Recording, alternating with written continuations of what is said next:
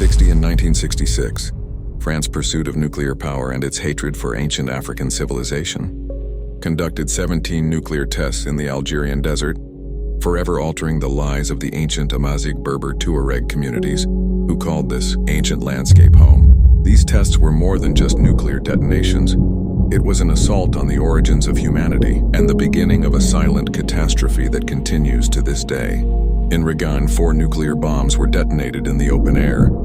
The radioactive clouds carried by the wind for hundreds of kilometers, with the earth unable to contain their deadly power. Radioactive leaks seeped into the soil and water.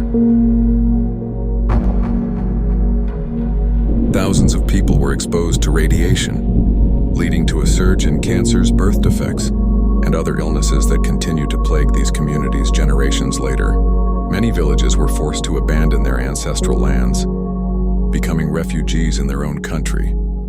As many African leaders and student movements protested against these tests, seeing them as a continuation of colonial exploitation. Protests were common in African capitals and among African student communities in Europe.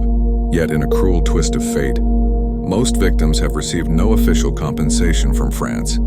The sites remain a ticking time bomb for future generations of human-made destruction, but this demonic racial hatred has left the Saharan Moorish territory with unexploded nuclear debris buried beneath the sand, radioactive for thousands of years to come, and we hear nothing. Restitution and compensation must be made for the future that cannot be determined.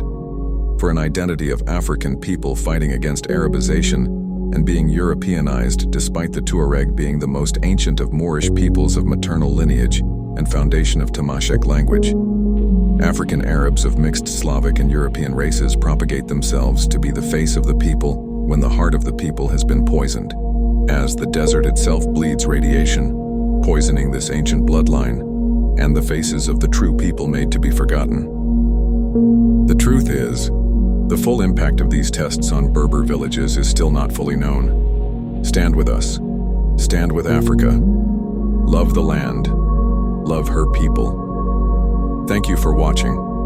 Please like, share, and subscribe.